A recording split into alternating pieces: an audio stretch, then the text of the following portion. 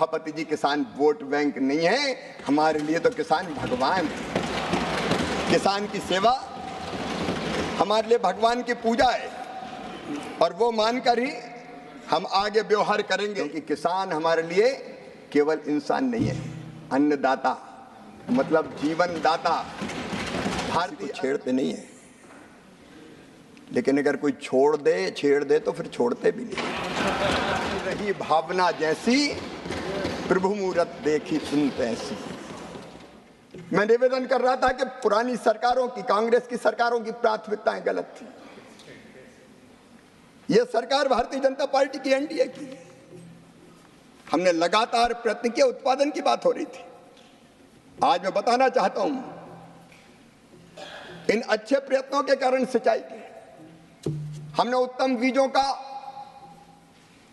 ICR ने उत्तम बीज बनाए और अभी भी 109 नई बीज की क्वालिटी हम जारी करने वाले हैं,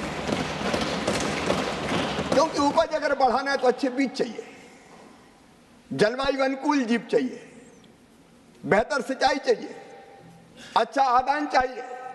और 10 साल से मोदी जी के नेतृत्व में ये हो रहा है। और इसलिए उत्पादन अगर आप देखेंगे तो 2023-24 में खाद्यान्न का उत्पादन केवल 329 मिलियन, 23-24 में खाद्यान्न का उत्पादन 329 मिलियन टन तक माननीय सभापति महोदय पहुंच गया है। और इस समय अगर हम हॉर्टिकल्चर देखें, बागवानी देखें, तो 23-24 में बागवानी का उत्पादन 352 मिलियन टन तक पहुंच गया है। हम यहां रुकेंगे नहीं, आगे बढ़ेंगे। कल दलहन और तिलहन की बात हो रही थी। जब उधर की सरकार थी माननीय सभापति महोदय, दलहन का उत्पादन, तिलहन का उत्पादन वो प्राथमिकता नहीं थी, लगातार घट रहा था। लेकिन मुझे कहते हुए गर्व है कि दलहन और तिलहन के क्षेत्र में भी अब तेजी से काम हो रहा है और उत्पादन लगातार बढ़ रहा है। उत्पादन बढ़ रहा है, उत्पादकता बढ़ रही है। और माननीय अध्यक्ष महोदय, कल बात फर्टिलाइजर सब्सिडी पे की गई। आज मैं आंकड़े आपके सामने रखना चाहता हूं, आपके सामने आंकड़े रखना चाहता हूं।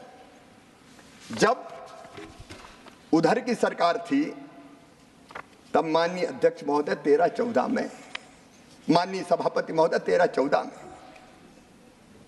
फर्टिलाइजर सब्सिडी थी 71,280 करोड़। लेकिन पिछले साल 23-24 में फर्टिलाइजर सब्सिडी थी 1,95,420 करोड़। मैं वर्षवार बता सकता हूं।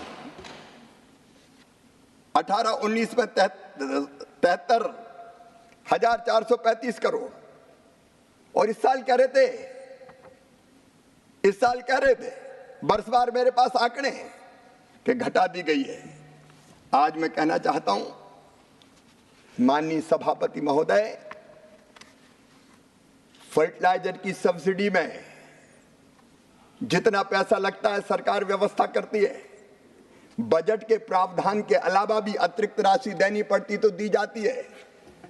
अभी अंतर्राष्ट्रीय परिस्थितियों के कारण डीएपी के जहाज घूम के आए, लंबा मार्ग तय करना पड़ा, समय ज्यादा लगा और इसलिए कीमत बढ़ रही थी। हमने उस बढ़ी हुई कीमत का भार किसान पर नहीं डाला और 2625 करोड़ का स्पेशल पैकेज दिया ताकि सस्ता फर्टिलाइजर किसान को मिलता रहे। आज आपके माध्यम से माननीय सभापति जी मैं बताना चाहता हूं, यूरिया के एक बैग पर हमारे विद्वान मित्र अभी संजय जी बैठे, वो बात कर रहे थे कि मात्रा कम हो गई है। माननीय सभापति जी, यूरिया के एक बैग पर 45 किलोग्राम का, 50 से 45 हुआ है, लेकिन लागत भी कम कर दी। अब 45 किलोग्राम पर सरकार सब्सिडी देती है 2,100 रुपया। ये मोदी जी की सरकार देती है। किसानों के लिए केवल 266 रुपया में मिलता है। 2366 रुपए का यूरिया किसान को 266 रुपया में देती है। ये मोदी जी की सरकार, भारतीय जनता पार्टी की सरकार। माननीय सभापति जी, डीएपी का एक बैग 50 किलोग्राम का सरकार सब्सिडी देती है 1083 रुपया, कुल कीमत पड़ती है 2433 रुपया, लेकिन किसान को मिलता है 1350 में। हमने इस कीमत को कभी बढ़ने नहीं दिया। सस्ता खाद मिले, किसान फायदे की खेती कर पाए, इसके लिए एक नहीं अनेकों कदम उठाए गए। और माननीय अध्यक्ष, माननीय सभापति महोदय, मैं आपके माध्यम से आश्वस्त करना चाहता हूं, देश के करोड़ों किसान भाइयों और बहनों को यह सस्ता खाद मोदी जी की भारतीय जनता पार्टी की सरकार देती रहेगी। मैं पानी की बात कर रहा था, पर ड्रॉप मोर क्रॉप। प्रधानमंत्री जी ने मंत्र दिया, पानी की कमी पर कई माननीय सदस्यों ने चिंता जाहिर की थी। अंडरग्राउंड वाटर नीचे जा रहा है, कई जगह सूखे का संकट है, इसलिए पानी की एक एक बूंद हमें बचानी पड़ेगी और इसलिए सूक्ष्म सिंचाई योजना लाई गई। ड्रिप के माध्यम से, स्प्रिंकलर के माध्यम से, प्रेशराइज पाइप के माध्यम से नहर में बहता हुआ पानी सीपेज भी होता है, बाष्पीकरण भी हो जाता है, लेकिन सूक्ष्म सिंचाई योजना ऐसी है जिससे एक एक बूंद पानी सीधे किसान के खेत में पहुंचता है, किसान के खेत में जाता है। पिछली सरकार को पानी का महत्व नहीं मालूम था। माननीय सभापति जी, अब सूक्ष्म सिंचाई योजना में अगर आप देखेंगे तो इस सरकार ने 23-24 तक 14-15 से 21,312 करोड़ रुपया खर्चा किए हैं और हमने तेजी से क्षेत्रफल को बढ़ाने का काम किया है। माननीय सभापति जी, कल कृषि के मशीनीकरण की बात हुई। चाय बयान करते, चना 3100 आप खरीदते थे, हम खरीदते 5,440। मसूर आप खरीदते थे 2,950, हम खरीदते 6,425। तुअर आप 4,300 खरीदते थे, हम खरीदते 7,550। उड़द आप 4,300 खरीदते थे, हम खरीदते 7,400। एक एक फसल के रेट। और एक बात मैं और कहना चाहता हूं, आपके माध्यम से देश के किसानों से, दलहन में देश को आत्मनिर्भर बनाना है, आयात पर निर्भरता समाप्त करना है। और इसलिए सरकार ने फैसला किया कि अरहर हो, मसूर हो, उड़द हो, जितनी किसान पैदा करेंगे पोर्टल पर रजिस्ट्रेशन करवाए, पूरी की पूरी खरीदी जाएगी। एमएसपी पर पूरी की पूरी खरीदी। कल बात कही जा रही थी विद्वान मित्र सुरजेवाला जी, वो नहीं है माननीय सभापति जी, मेरा तो सब्जेक्ट ही खत्म हो गया, बोल के चले जाते हैं। वो कह रहे थे कि पैदा इतना हुआ खरीदी इतनी, पैदा इतना हुआ खरीदी इतनी। एमएसपी काहे के लिए होती सभापति जी? अगर किसान को एमएसपी के नीचे दाम मिले तो वो एमएसपी पे बेचेगा, अगर फसल के ठीक दाम मिले तो एमएसपी पे बेचने नहीं आएगा। अब जानते हैं माननीय सभापति महोदय, मध्य प्रदेश में सरबती गेहूं पैदा होता है। सरबती गेहूं के रेट है 4,000-5,000 रुपया क्विंटल। क्या वो भी एमएसपी पे बिकवाना चाहते हैं? हरियाणा में, पंजाब में, मध्य प्रदेश में बासमती राइस होता है, अच्छे दाम मिलते हैं। कनाडा, अमेरिका, आज भारत का बासमती राइस धूम मचा रहा है। 40,000 करोड़ रुपए का हमने निर्यात किया माननीय सभापति। अच्छे दाम मिलेंगे तो जबरन बेचने आए, तुम तो एमएसपी पे ही खरीदो। दालों के कई बार अच्छे दाम मिलते हैं, और जब अच्छे दाम मिलेंगे तो एमएसपी पे खरीद कैसे होगा? और सब किसान पूरा बेचते नहीं है। अब उनको पता ही नहीं है कि अपने खाने के लिए भी रखते हैं। गांव में कई बार परंपरा है कि किसान कृषि मजदूरों को पैसे नहीं देते, अनाज ही देते हैं। अब उन्हें आंकड़े पढ़ दिए, अब मुझे पता नहीं खेती से मतलब है कि नहीं है। माननीय मंत्री जी, सभी को यह जानने की बहुत आवश्यकता है। अक्सर हम मुद्दा उठाते हैं कि एमएसपी पर कितना खरीद हो रहा है। एमएसपी पर कम खरीद का मतलब किसान की स्थिति ठीक है और उसको कीमत कहीं और मिल रही है।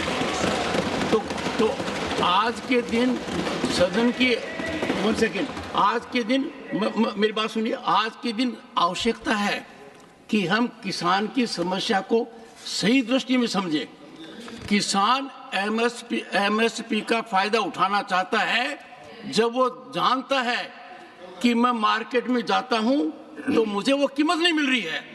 तो ये जो आर्ग्यूमेंट हुआ, मुझे भी बड़ी आहत हुआ इस बात को लेकर, और तब मुझे व्यवस्था में कहना पड़ा कि किसान का क्या समझने की आवश्यकता है। एमएसपी का मतलब किसान के पास मार्केट में कीमत उपलब्ध नहीं है, इसलिए व्यवस्था में किसान को एमएसपी पर बेचना पड़ेगा। अच्छी व्यवस्था यह है कि किसान को वाजिब दाम मार्केट के हिसाब से मिले, और मार्केट जब उसको सपोर्ट नहीं करता है तो एमएसपी आती है। तो एमएसपी में खरीद कम होती है, इसका संकेत है कि किसान की हालत ठीक है। पर एमएसपी का निर्धारण एक लगातार ऊपर चढ़ना चाहिए और उसकी ओर आप कार्यरत रहेंगे, मैं मानकर चलता हूं। वो बढ़ना चाहिए, क्योंकि आप एमएसपी तय करेंगे तो मार्केट फोर्सेस भी कंट्रोल होंगी। धन्यवाद माननीय सभापति जी। सरकार इस पर निरंतर ध्यान रख के काम करेगी, क्योंकि किसान हमारे लिए केवल इंसान नहीं है, अन्नदाता मतलब जीवन दाता। भारतीय अर्थव्यवस्था की कृषि रीढ़ है और किसान उसके प्राण हैं। हमारे लिए माननीय सभापति जी किसान वोट बैंक नहीं है, हमारे लिए तो किसान भगवान है। किसान की सेवा हमारे लिए भगवान की पूजा है, और वो मानकर ही हम आगे व्यवहार करेंगे। लेकिन बावजूद इसके माननीय सभापति महोदय, धान की खरीदी हो या गेहूं की खरीद हो, जब जब आवश्यकता हुई सरकार ने पर्याप्त तो खरीदी है। धान की खरीद हमारे 15-16 से लेके 23-24 तक, ये 15-16 में 78 लाख 31 हजार किसानों से हुई थी। मेरे पास आंकड़े, मैं एक एक आंकड़ा रख सकता हूं। तत्कालीन सरकार से जब जरूरत पड़ी, कई गुना ज्यादा अगर खरीद की तो मोदी जी की सरकार ने की, भारतीय जनता पार्टी की सरकार ने की। मैं एक एक आंकड़े नहीं रखना चाहता, सदन का समय नहीं लेना चाहता, लेकिन माननीय सभापति जी, अगर आप देखेंगे, आप तो खरीदते ही नहीं थे। दलहन 2004-05 से 13-14 तक कितना खरीदा गया? दलहन खरीदा गया केवल 6,29,000 मीट्रिक टन।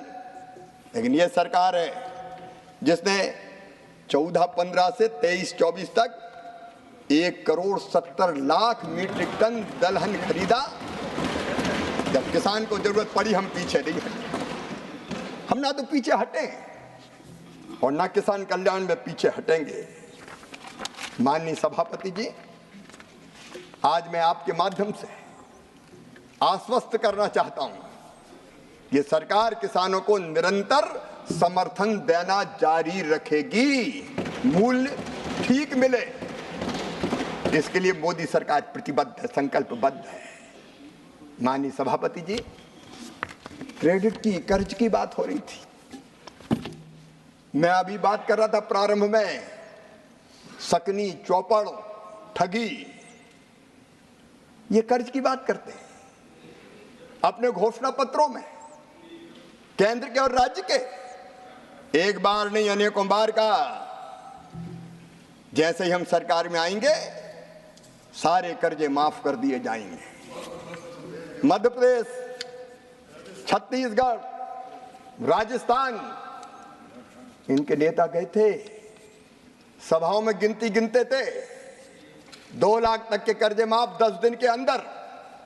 और बोलते थे 1 2 3 4 5 6 7 8 9 10 दिन में कर्जा माफ, नहीं तो 11वें दिन मुख्यमंत्री हटा दिया जाएगा। लोगों ने एक बार जिता दिया 18 में, इंतजार करते रहे। 10 दिन हो गए, 1 महीना हो गया, 1 साल हो गया, कर्जा माफ नहीं हुआ। तो 1.25 साल में फिर से कांग्रेस की सरकार ही चली गई मध्य प्रदेश में, और दोबारा माननीय सभापति महोदय, दोबारा सरकारें वहां लौट के नहीं आई, क्योंकि ये छल और फरेब और ठगी अगर करती किसान के साथ तो कांग्रेस करती है, कांग्रेस करती है। ये तीन शब्द डिलीट होंगे। मैं क्षमा चाहता हूं।